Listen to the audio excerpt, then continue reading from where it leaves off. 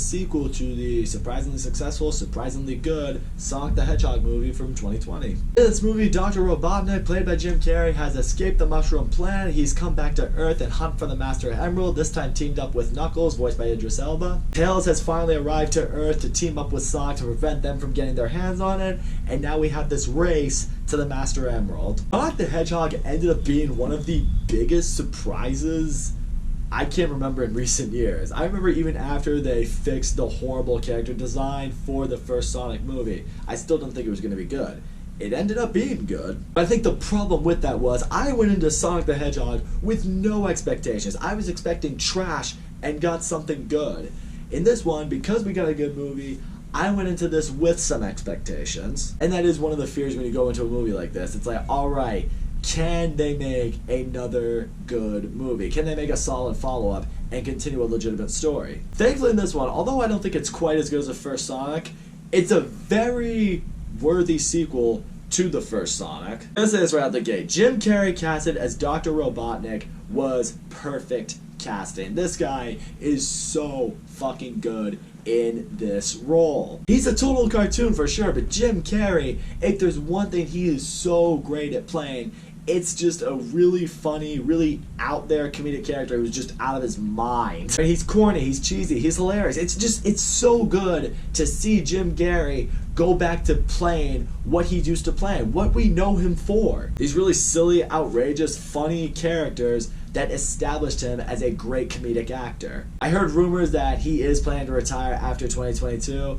I hope that's not the case because I would love to see him continue to play this character, but I will say as much, if he does retire, Hollywood, do not recast him because no one is going to play this character better than him. Also, one thing that I'm glad ended up being as awesome as I was hoping it would be, Idris Elba's voice of Knuckles was probably as perfect. Idris Elba's voice just captures Knuckles' persona perfectly. You know, he's just this macho guy with these big fists, you know, doesn't really understand, you know, how life is on Earth. He's not going to adapt to it as well as maybe Sonic was able to. It makes for a great rivalry with Sonic. I love seeing their different powers clash with each other. I love seeing how the two are able to battle. Brings for some great action, brings for some really funny moments, and I just loved seeing their dynamic. Another dynamic I was also hoping would work in this movie, and did work in this movie, was the relationship between Sonic and Tails. And Tails shows up and he brings what he brings to the movie, you know, his ability to fly, his, like, you know, able to work with all these gadgets, his, you know,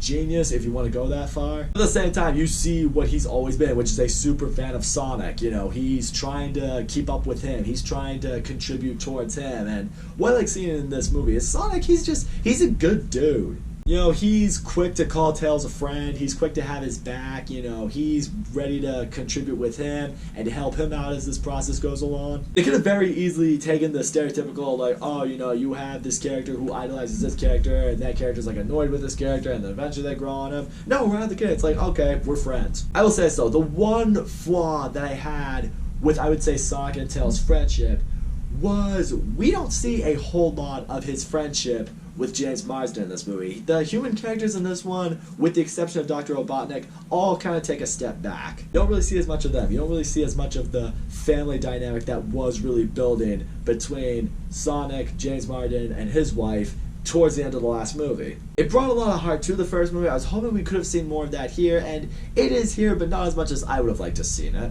Some people, maybe that's not an issue. Some people might see it as a positive that we do get a lot of focus on the Sonic characters themselves, but I would have liked to see more of it for me. The movie also does repeat a lot of the same jokes and same kind of humor from the last movie. I mean, that's always the issue when you make a sequel to a comedy film. It's like when you try to bring the same type of humor in, it's not going to hit as hard because, well, we've seen it before. They do try to make some tweaks here and there with some of the jokes or some of the situations, which I did appreciate. I mean, we have another bar scene in this one, but this one's not quite like the one we saw in the first one. But I think because of that, because some of the jokes weren't really landing with me, the second third of this movie does feel like it dragged on a little bit. The pacing wasn't all that great. I wasn't maybe as invested. I guess I should also say this. I didn't grow up a massive Sonic fan. I didn't play a whole lot of the video games, so some of these things I'm not as familiar with. I know some of the things and some of the scenes that happen in this movie are meant to be homages to Sonic levels and Sonic games, so if you're a die-hard Sonic fan, it'll probably connect with you a lot more. But I will say this much, the final act of this movie, the final showdown,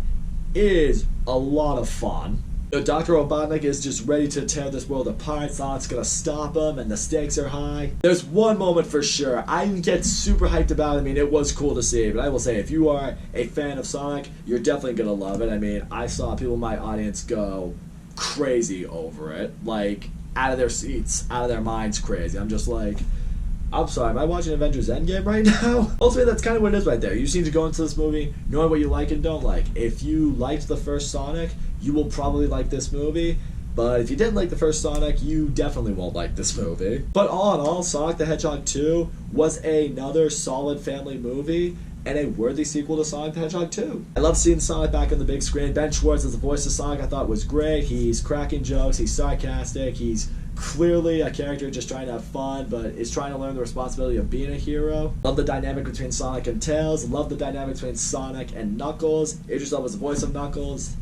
Genius. Jim Carrey is so fucking awesome as Dr. Robotnik. I love that he's just able to be 100% the character, or the kind of character anyway, that he's just so good at playing. The action's a fun time, especially at the end. That's when shit really goes down. I do wish the human characters had a little bit more of a role in this one than they did in the last one. I do wish they had a little bit more originality with their jokes. But in the end, I'm not sick of Sonic yet. If they make a third one, which if you watch a mid-credits scene, they're definitely leaning towards that way, I'm down to see it. I hope they could make a good trilogy out of this. If they can make a solid family movie trilogy with a video game character, hey, you know what?